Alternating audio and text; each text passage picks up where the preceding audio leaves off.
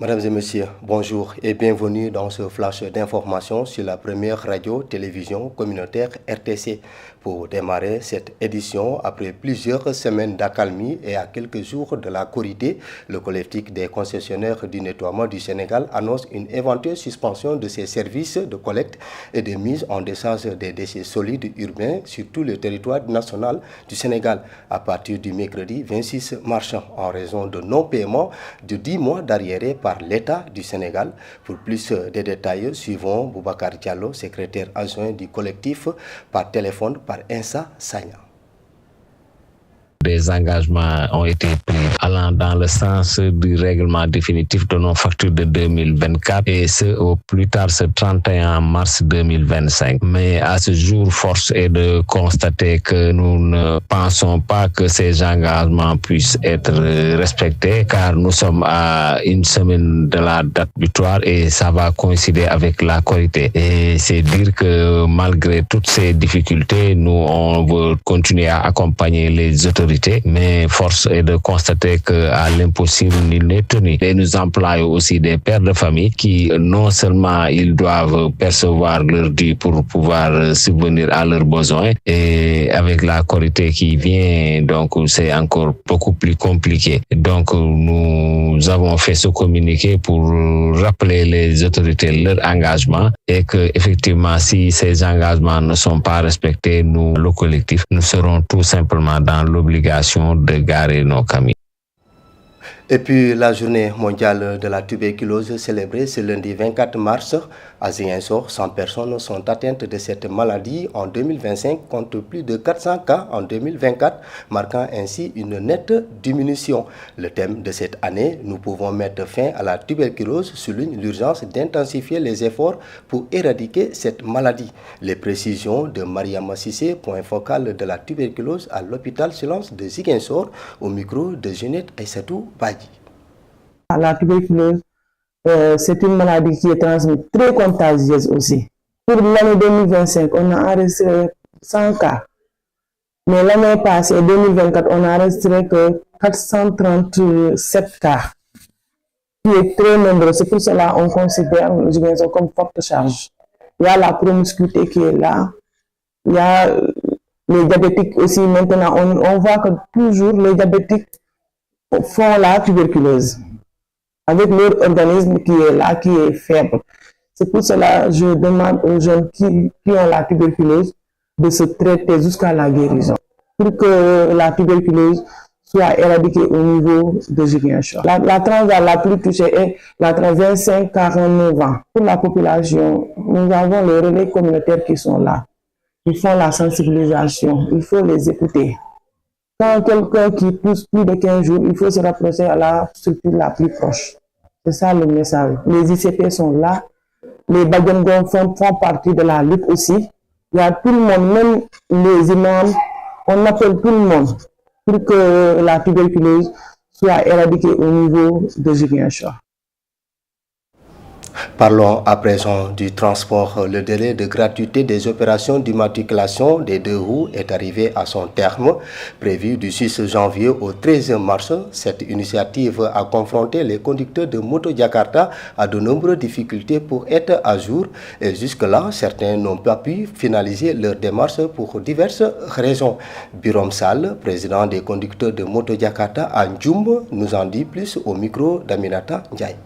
Le point essentiel de l'entretien concerne l'immatriculation des deux roues et autres. Bon, on sait déjà que l'impact des 3 mois est déjà fini, est déjà épuisé. Les difficultés sont... Bon, on ne peut pas le citer parce qu'il y a une énorme difficulté. Bon, les gens ne sont pas bien sensibilisés pour mieux préparer leur papier et tout.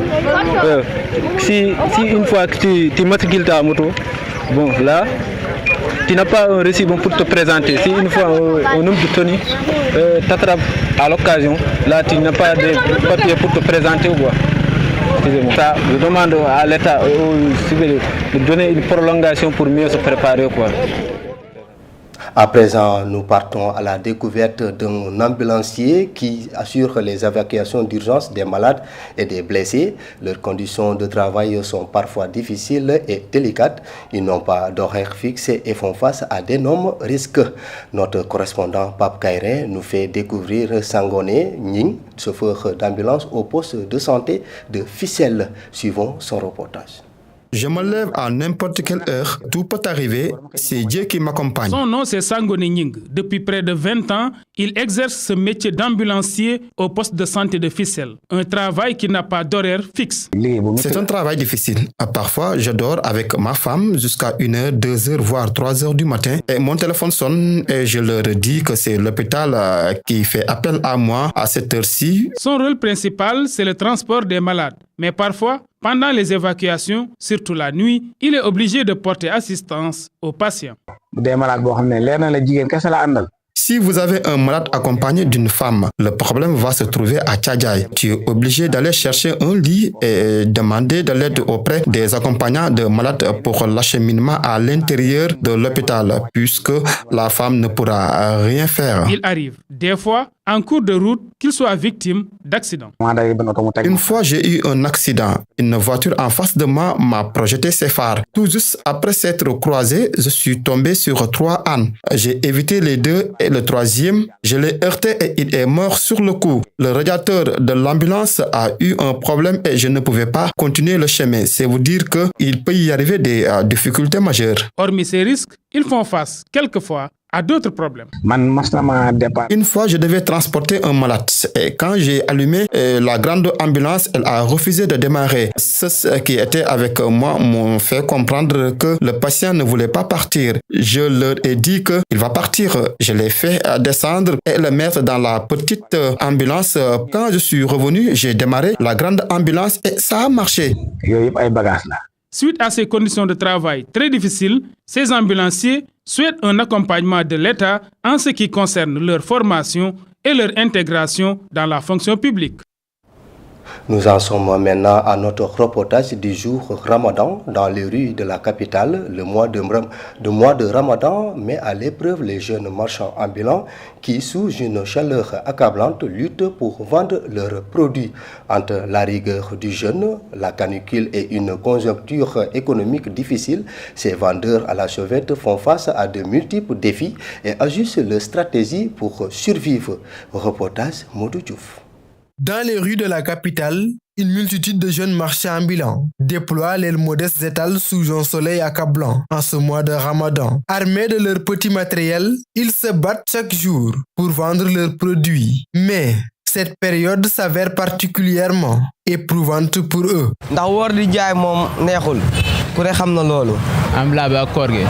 C'est difficile pour nous, marchands ambulants.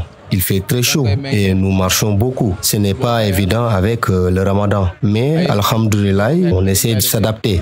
La journée est un peu dure, mais après la rupture, on peut se reposer. Ces vendeurs à la chevette sont contraints d'adapter leur horaire de travail pour maximiser leur chance de vente. Moi, j'ai changé mes heures de travail. Maintenant, je sors vers 10 heures, car si on sort trop tôt, on ne trouve pas de clients. L'heure de la descente a aussi changé pour éviter que la rupture ne nous surprenne sur la route. Nous attendons de manger avant de rentrer.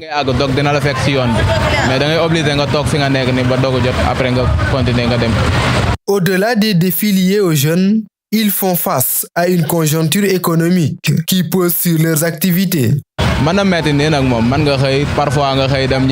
C'est difficile par rapport auparavant, car on rentre parfois sans rien vendre. Mais nous rendons grâce à Dieu, car c'est sa volonté.